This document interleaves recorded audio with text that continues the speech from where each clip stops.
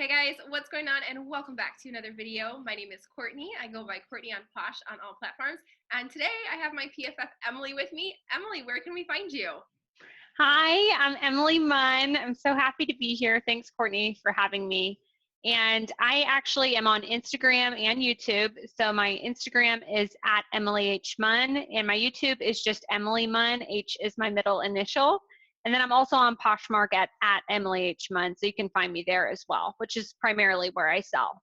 Perfect. And I'll link those below so that we can easily find them in one click. Emily, before we even get into anything, I want to hear about your journey to Poshmark and all of those things, but I have to talk about your Rothys for a second because Rothys Yes. is so hot right now and you have sold multiple pairs, but you sold a pair for $300. Tell me about Yeah, it's crazy. So I found out about Rothys, I think around a year ago. So I was not like first into knowing about them. I'm almost positive I probably passed them up at the thrift store a few times before I knew they were so valuable. But I live in Wichita, Kansas, but I was out in Denver, Colorado for a work trip. And I stopped by this, it was a thrift store, but it was more of a boutique type thrift store. And I found two pairs of Rothys and one pair of teaks all in the same trip. And none of them were really marked up that much. So it was just crazy to find that type of thing. But a couple of them sold for normal prices. So if people aren't familiar, Rothys will sell for $100 for a used pair of shoes, and teaks around the same amount. But one of the pairs was a rare pair of Rothys, and they sold for $300 on Poshmark. And I think I always do my metrics, but a couple of days. So it was only a couple of days, and they sold for $300. And I was just shocked by that. Honestly, I don't sell a lot of stuff for that much money. So it was such a big sale for me, and I was so excited. that. Is so incredible. How did you know that they were rare? Did you know when you were in the thrift store? Did you look up comps then, or was it when you were listing them you realized?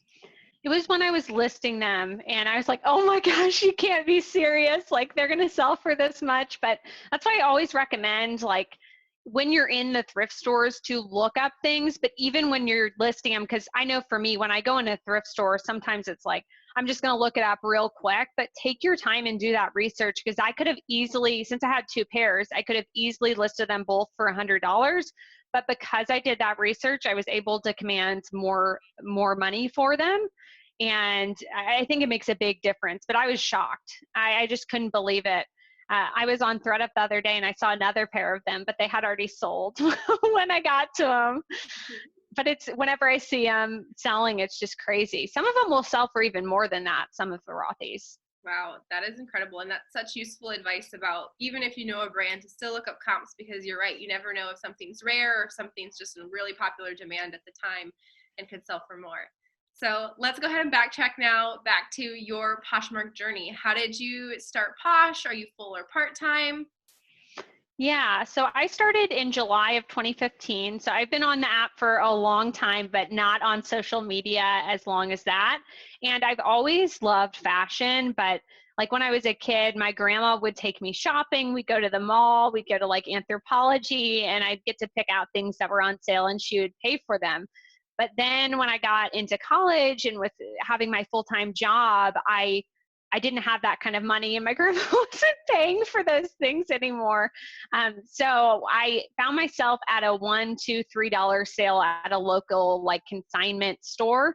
So it wasn't actually a thrift store. And I picked up a few items and I listed them on Poshmark, and a lot of them sold right away. And I got the idea, okay, let me check out a thrift store. And it was a Goodwill in my area, and started picking up more and more stuff. And I eventually have a lot of items in my closet now, but it just kind of organically grew from there. And I'm still a part-time seller. So I started 4.5 years ago. I'm still a part-time seller. My full-time job is in information technology. So that I don't plan to go full-time with Poshmark, but I really do enjoy it as a secondary source of income. And not only does it help pay bills and things like that, but I also get to buy cool things that I wouldn't get to buy otherwise. And I really enjoy the community too. I absolutely agree with that. I want to touch on something you said about how you started reselling without a social media platform, and then you got that later. What was the difference before and after entering the social media world with your reselling? I think that's a really good question. So I think it felt like I was on an island before I joined social media. So I knew other people were resellers. In fact, some of the people that were from my hometown sold on Poshmark, but I had no idea the kind of community that there was before I joined social media. So I went to PoshFest 2017, and a couple of my friends I met there were like, you have to join Instagram. You have to join Instagram. And I was like, no, because I'm not a huge social media person, which may surprise you, but I decided to join, and I was just so surprised by the community and how many people are resellers. And the biggest difference for me, besides not feeling like I was on an island anymore, is just the idea that people are there to help you, and there's so much to learn from joining social media. There was so much I didn't know, and I'll talk about this a little bit later. Some of that was good, some of it was bad, because obviously you have to decide what works for you, but overall I've learned so much from being on social media. Well, let's talk about that now. Okay. What was bad? What do you wish you didn't listen to? Yeah, so for me, I don't know about you, but with brands, sometimes I really like hauls, and I loved watching this when I first started. And I'm sure this is a normal example, but somebody would be like, "Oh my gosh, I found Free People. Here's an item. I'm so excited about it."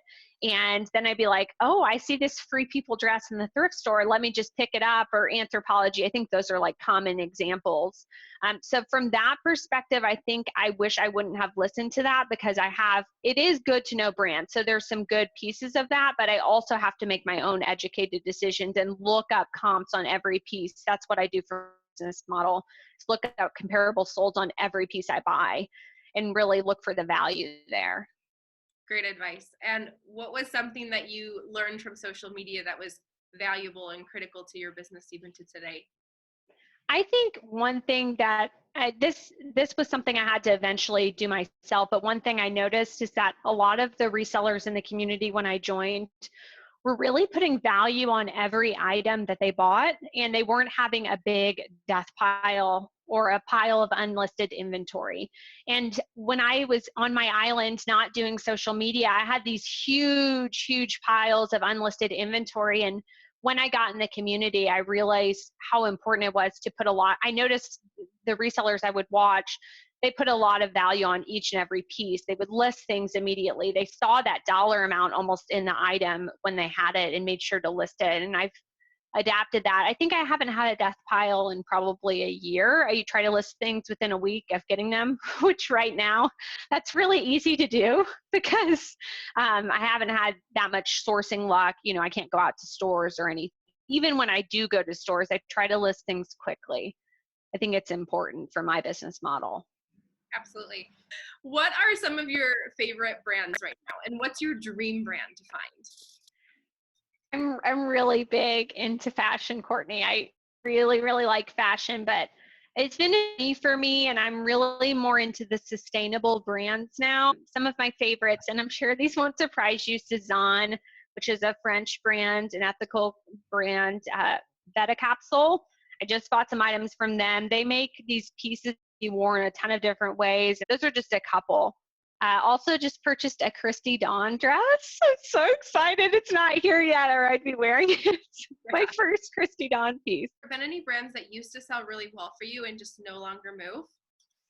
Yeah, there has definitely been brands like that. And one thing that I wrote, so I write my goals down every year. And one of my goals for 2020 was to get, I can't believe I'm saying this on this interview, but get rid of all my 2018 inventory. So right now I still have 125 pieces from 2018. That's a lot. So I went through and I've been doing that, and I've seen trends of brands that don't sell for me, but also styles that don't sell. So I would say more mature pieces don't sell as well in my closet. So Talbots, older J. Crew pieces, older Anthropologie pieces, older Free People pieces. Those are some of the brands that I don't see selling as well for me anymore. Whereas before, I felt like when I started Poshmark, pretty much anything would sell. But at the same time, I'm looking for a higher dollar amount to sell my items now. I don't want to let things go for $4 because as a part-time posher, it's not as much worth my time. So I've seen those brands are ones in LuLaRoe, of course. I like got on the end of the LuLaRoe train and I still had pieces that I had to get rid of. I sent a ton of stuff to ThredUp.